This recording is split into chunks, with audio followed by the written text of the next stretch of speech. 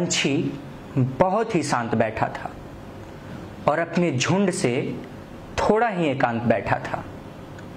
जब भी कोई उसके करीब जाता था वो उससे थोड़ा दूर चला जाता था और समाज में रहकर भी सामाजिक दूरी बनाए रखने का समस्त मानव जाति को एक बहुत ही अच्छा पाठ पढ़ाता था।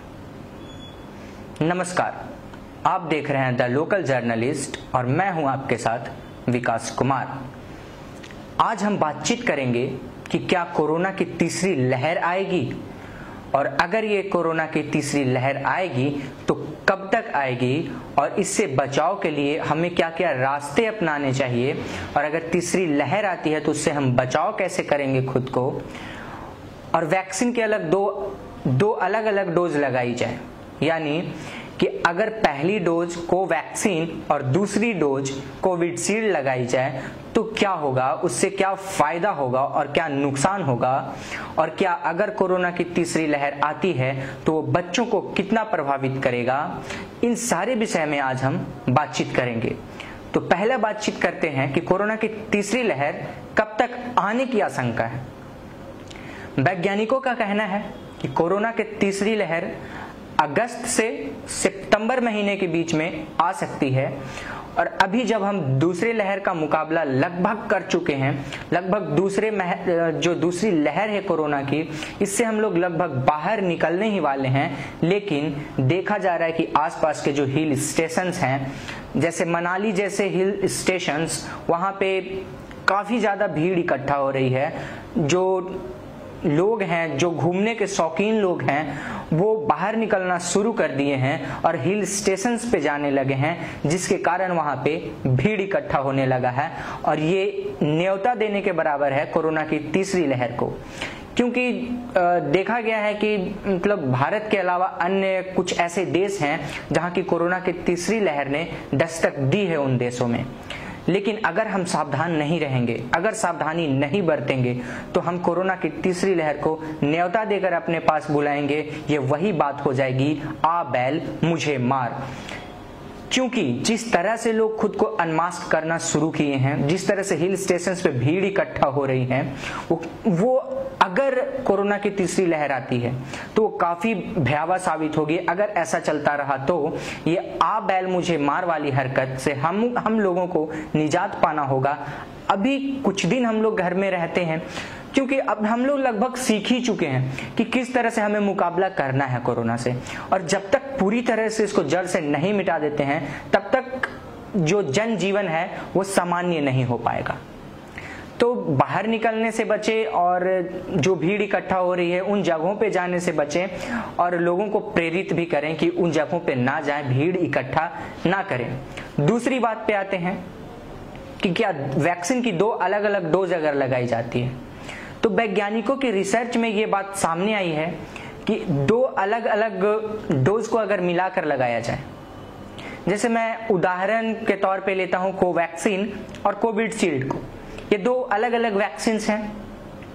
तो अगर पहली डोज में किसी को कोविशील्ड लगती है और दूसरी डोज में उसको कोवैक्सीन लगाई जाती है तो इससे उस व्यक्ति को कोई नुकसान नहीं है। रिसर्च में ये सामने आया है कि दो अलग अलग डोज दिए गए तो उसमें इम्यूनिटी जो है, एंटीबॉडीज जो है शरीर में, वो दो सेम डोज के तुलना में, यानी दो कोविशील्ड अगर लगाया जाए सेम ही डोज, और एक कोविशील्ड और एक कोवैक्सीन लगाया जाए तो इसकी तुलना में दो अलग अलग डोज जो है वो तुलना में काफी ज्यादा एंटीबॉडीज डेवलप कर रही है शरीर में।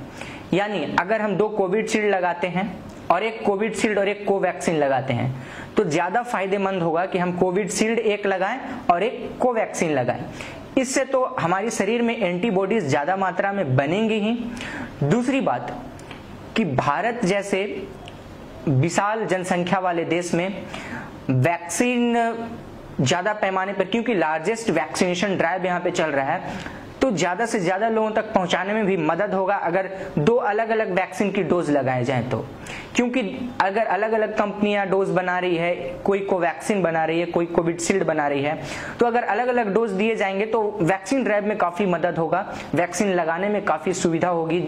क्योंकि अभी लगभग 35 से 36 करोड़ लोगों को वैक्सीन लगाया गया है पूरे भारत देश में, यानी अभी भी काफी ज्यादा पॉपुलेशन जो है उनको वैक्सीन लगना बाकी है।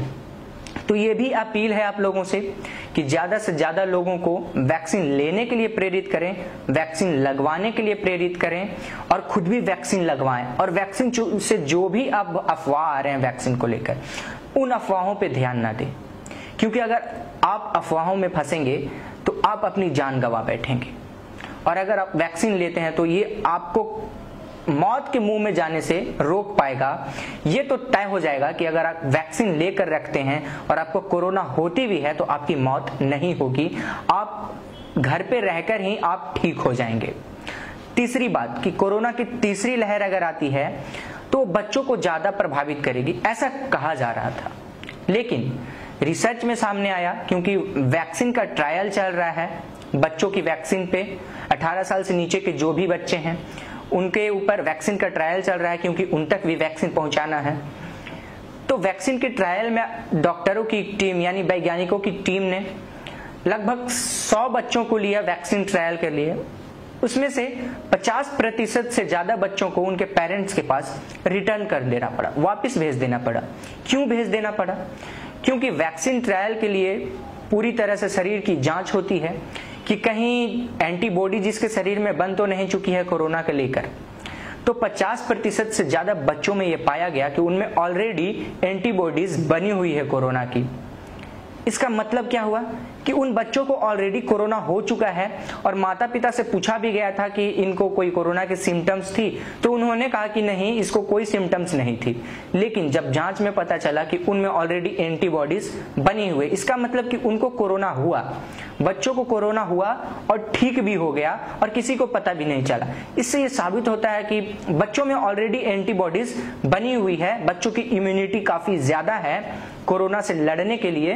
तो ये कोरोना की तीसरी लहर बच्चों को उतनी ज्यादा प्रभावित नहीं करेगी, लेकिन जो माता पिता हैं, जो पेरेंट्स हैं, उनको अपने बच्चों के ठीक से देख रेख करने की जरूरत है। फिर भी अगर तीसरी लहर आती है, और ऐसा कहा जा रहा है कि बच्चों को ज्यादा प्रभावित करेगी, लेकिन वैज्ञानिकों की रिसर्च में यह साबित नहीं हुआ कि बच्चों को ज्यादा प्रभावित करेगी। लेकिन फिर भी बच्चे हैं तो उनको केयर करना है, देखरेख करना है, ज्यादा सुरक्षित रखना है, ताकि कोरोना की तीसरी लहर को आने से रोका जा सके और ज्यादा लोग प्रभावित ना हो।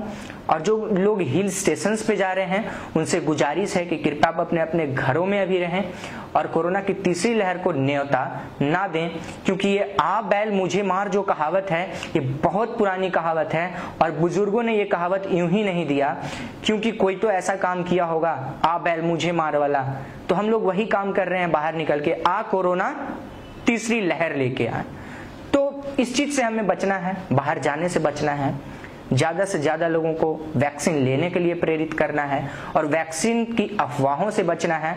और वैक्सीन लेते समय हमें जांच करना है कि हमें सही वैक्सीन लगाई जा रही है कि नहीं, क्योंकि फेक वैक्सीन की भी प्रचलन हुआ था कुछ दिन पहले, बंगाल में देखी गई थी फेक वैक्सीन की प्रचलन। तो ज्यादा से ज्यादा प्रेरित करें वैक्सीन को लेकर, लोगों को वैक्सीनेट करवाएं और प्रेरित करें और खुद भी वैक्सीन लें। और जो 18 से 44 के बीच में जो लोग हैं वो वैक्सीन जल्द से जल्द पूरा वैक्सीनेट करवाएं, ताकि सरकार को मदद हो सके। क्योंकि अगर तीसरी लहर नहीं आती है तो सरकार आगे देखेगी कि हमें किस तरह से देश को अनलॉक करना होगा, सारे प्रोटोकॉल्स को देखते हुए कि कैसे आगे देश बढ़ेगा, क्योंकि इकोनॉमिकली जो अर्थव्यवस्था है वो भी चरमराती हुई नजर आ रही है।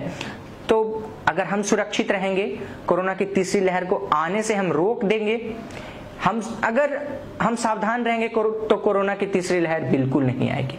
और अगर हम जैसे पहली लहर खत्म होने के बाद हम जो लापरवाह हो गए थे और अभी भी कुछ लापरवाहियां दिख रही है, और अगर ऐसे ही हम अगर लापरवाह रहेंगे तो कोरोना की तीसरी लहर जरूर आ जाएगी। लेकिन अगर हम सावधान रहेंगे तो कोरोना की तीसरी लहर को आने से रोका जा सकता है, हम रोक सकते हैं। आगे भी देश दुनिया की खबरों से वाकिफ करवाएगी द लोकल जर्नलिस्ट की टीम, देश दुनिया की खबरें दिखाएगी आपको द लोकल जर्नलिस्ट की टीम। तब तक बने रहे हमारे साथ, देखते रहें द लोकल जर्नलिस्ट। धन्यवाद। Subscribe now and press the bell icon. Never miss an update.